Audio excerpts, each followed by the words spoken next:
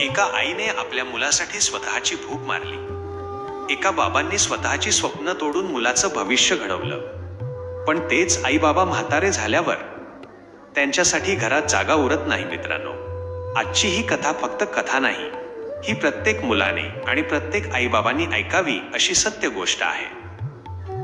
नमस्कार मित्रांनो, तुम्ही पाहत आहात तुमच्या चॅनलचे नाव। आजची ही कथा तुमच्या डोळ्यात पाणी आणेल आणि कदाचित तुमचं आयुष्यही बदलेल। एका छोट्या गावात रामू आणि त्याची पत्नी सीता राहत होते। घर गरीब होतं, पण प्रेम खूप होतं। त्यांना एकच मुलगा होता, रोहन। रोहनच्या जन्मानंतर दोघांनी स्वतःचं संपूर्ण आयुष्य मुलासाठी अर्पण केलं। सीता स्वतः उपाशी राहायची, पण मुलाला दूध मिळालंच पाहिजे याची काळजी घ्यायची।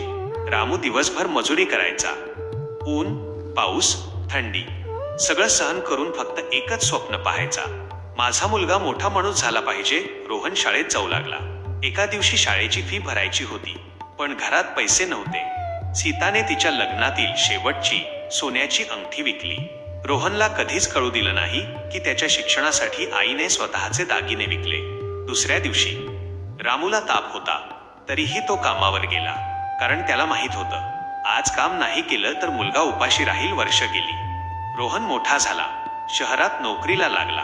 आई बाबांच्या डोळ्यात आनंदाश्रू होते। गावभर रामू अभिमानाने सांगायचा, माझा मुलगा ऑफिसमध्ये काम करतो। सीता रोज देवाला धन्यवाद द्यायची। पण हळूहळू रोहन बदलू लागला। त्याला गाव लाजिरवाणं वाटू लागलं। आई बाबांचे साधे कपडे त्याला कमीपणा वाटू लागले। रोहनचं लग्न झालं। सुरुवातीला सगळं ठीक होतं, पण काही महिन्यांनी सून म्हणू लागली, आपल्याला स्वतंत्र राहायला पाहिजे। रोहन हळूहळू आई बाबांपासून दूर जाऊ लागला। आई फोन करायची तर तो म्हणायचा, आता मी मीटिंग मध्ये आहे, बाबा बोलायला यायचे। तर तो चिडायचा। एक दिवस रोहन गावाला आला। आई बाबा खूप आनंदी झाले। सीताने मुलाच्या आवडीचा स्वयंपाक केला, पण रोहनने शांतपणे एक कागद पुढे ठेवला। बाबा, हे वृद्धाश्रमाचे फॉर्म आहेत। हे ऐकून रामूच्या हातातून पाण्याचा ग्लास खाली पडला। सीताच्या डोळ्यातून अश्रू वाहू लागले। तिने फक्त एकच प्रश्न विचारला, बाळा, आम्ही एवढे ओझं झालो का रे? मित्रांनो, आई बाबा जेव्हा म्हातारे होतात तेव्हा त्यांना पैशांची गरज नसते, गरज असते फक्त दोन प्रेमाच्या शब्दांची। रोहनने आई बाबांना वृद्धाश्रमात सोडलं। त्या दिवशी सीता गाडीच्या काचेतून मुलाकडे पाहत होती। कदाचित तिला वाटत होतं, माझा मुलगा आता म्हणेल, आई परत घरी चला। पण तसं काहीच झालं नाही। गाडी निघून गेली आणि दोन म्हातारी मनं तिथेच तुटून गेली। वृद्धाश्रमात रोज रात्री सीता रडायची। ती म्हणायची, देवा, माझ्या मुलाला सुखी ठेव, फक्त एकदा त्याला भेटू दे।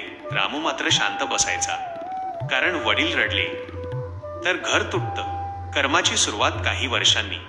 रोहनचा स्वतःचा मुलगा मोठा झाला। आता तोही मोबाईलमध्ये व्यस्त असायचा। रोहनशी नीट बोलत नव्हता। एक दिवस त्याच्या मुलाने म्हटलं, डॅड, तुम्ही जुन्या विचारांचे आहात। हे ऐकून रोहनला अचानक त्याच्या बाबांची आठवण आली। एक दिवस रोहन वृद्धाश्रमात गेला, पण खूप उशीर झाला होता। रामू या जगात नव्हता। त्याच्या उशाखाली एक चिठ्ठी सापडली। त्यावर लिहिलं होतं, बाळा, तू आम्हाला वृद्धाश्रमात ठेवलंस, तरीही आम्ही तुझ्यावर रागावलो नाही, कारण आई बाबा मुलांवर कधी रागावत नाहीत। हे वाचून रोहन जोरात रडू लागला। रोहन आईच्या पायांवर पडला। आई, मला माफ कर। सीता रडत म्हणाली, बाळा, आई माफ करायला कधी शिकवत नाही, आई फक्त प्रेम करायला शिकवते। मित्रांनो, आई बाबा म्हातारे झाल्यावर त्यांना सोडू नका, कारण जे हात तुम्हाला चालायला शिकवतात त्याच हातांना शेवटी तुमच्या आधाराची गरज असते। घर मोठं असण्यापेक्षा घरात आई बाबा असणं जास्त महत्वाचं आहे।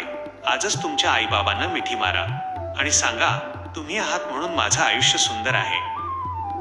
जर ही कथा तुमच्या मनाला भिडली असेल तर व्हिडिओ लाईक करा, चॅनलला सबस्क्राईब करा आणि ही कथा प्रत्येक मुलापर्यंत नक्की पोहोचवा।